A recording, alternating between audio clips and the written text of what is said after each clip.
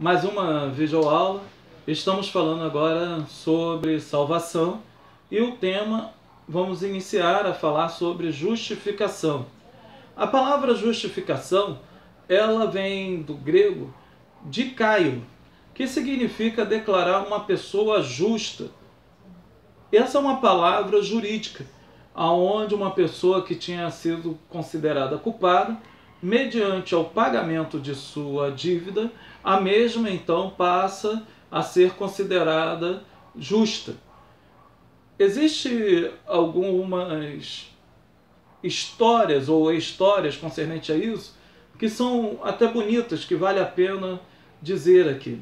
As pessoas nos antigos tribunais, principalmente no Oriente Próximo e alguns também na Europa, quando elas eram consideradas justas, elas ganhavam também um novo nome, para que o nome antigo não viesse a ser ligado com a nova pessoa que já tinha pago a sua dívida.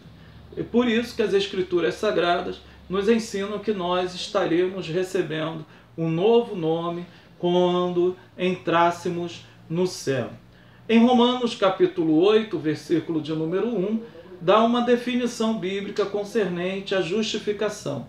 Portanto, agora nenhuma condenação há para os que estão em Cristo Jesus, que não andam segundo a carne, mas segundo o Espírito. Então essas pessoas acabam alcançando de Deus uma misericórdia, porque elas agora estão justificadas. É uma absolvição divina. Qual é a necessidade da justificação? É o ato do homem ser totalmente perdido. O ser humano, ele tem a sua natureza totalmente perversa mediante ao pecado. Ele é totalmente deplorável por causa do pecado. Não existe um que busque, não existe um que ore, não existe um que entenda a Deus.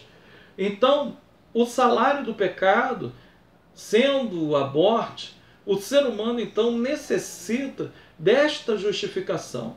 Mas como justificar aquilo que é injustificável, que é o caso do pecado do ser humano?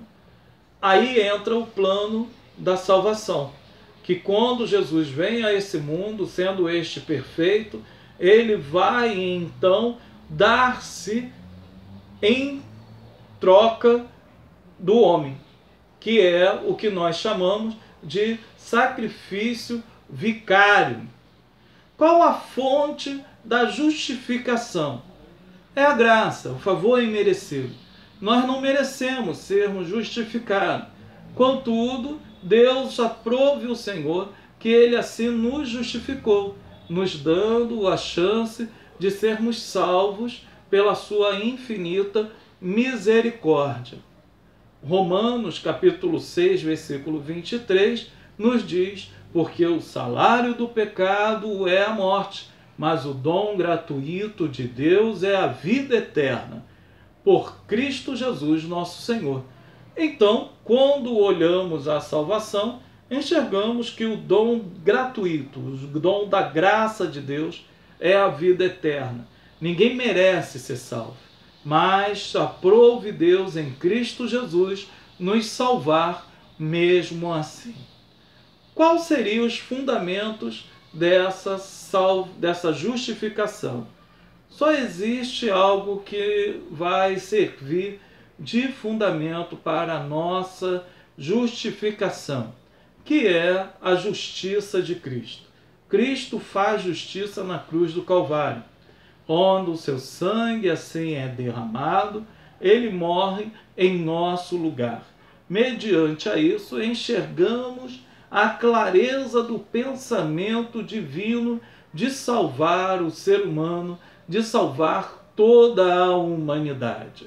Em Colossenses capítulo 1, versículo 14, em quem temos a redenção pelo seu sangue, a saber, remissão dos pecados. Então eu sou justificado em Cristo Jesus. Somente em Cristo pode justificar. Não existe doutrina humana, pensamento humano, filosofia humana ou esforços humanos que possam ser feitos para a justificação do ser humano. Qual é o meio da justificação? É a fé. Somente a fé pode nos levar à justificação, porque tudo é dado mediante a esta graça infinita.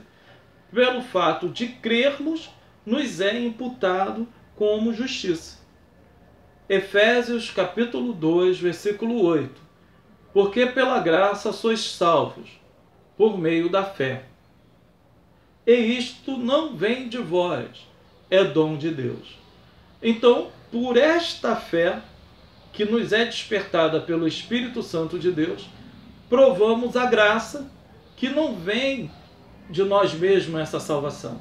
Essa salvação, ela só vem de Deus, como assim o texto fala. Um outro grande aspecto é a regeneração. É nos tornarmos gerados novamente, nascer de novo. Como é que é dado a este nascimento? No diálogo de Jesus Cristo com Nicodemos, no capítulo de número 3, podemos enxergar de uma maneira bem certa sobre o aspecto desse novo nascimento.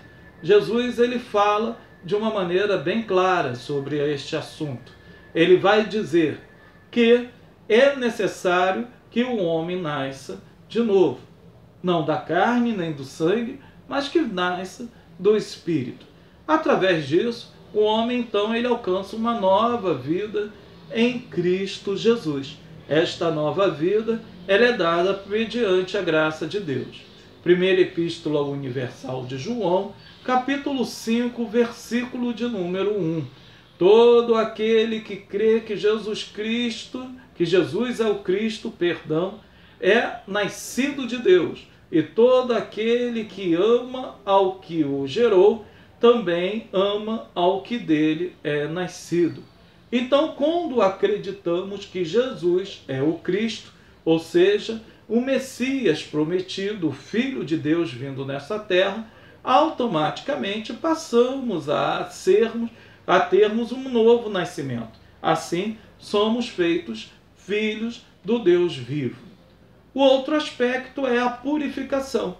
A purificação ela é dada mediante ao sangue de Cristo derramado na cruz de Cristo, na cruz do Calvário.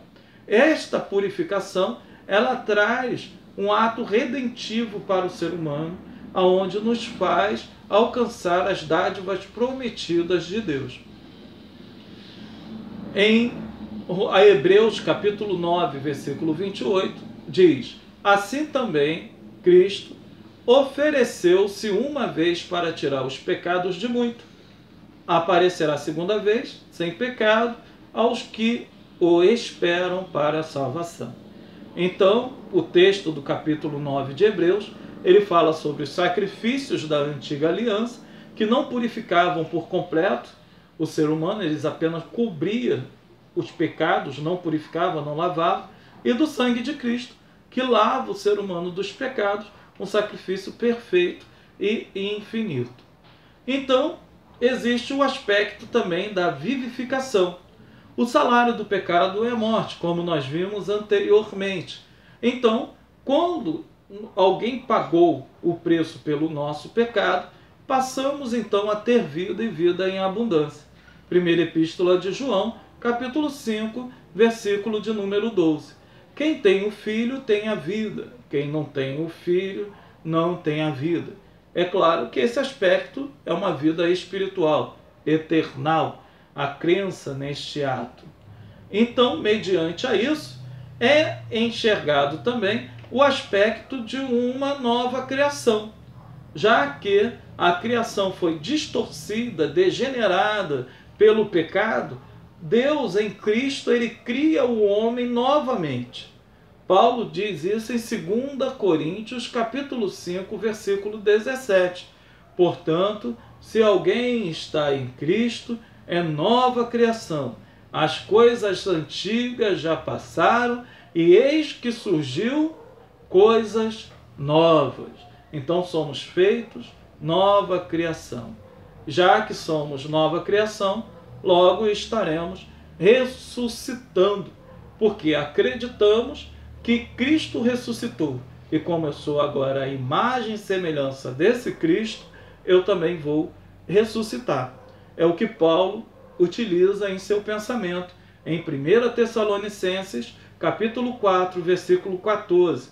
Porque se cremos que Jesus morreu e ressuscitou, assim também aos que em Jesus dormem, Deus os tornará a trazer com ele.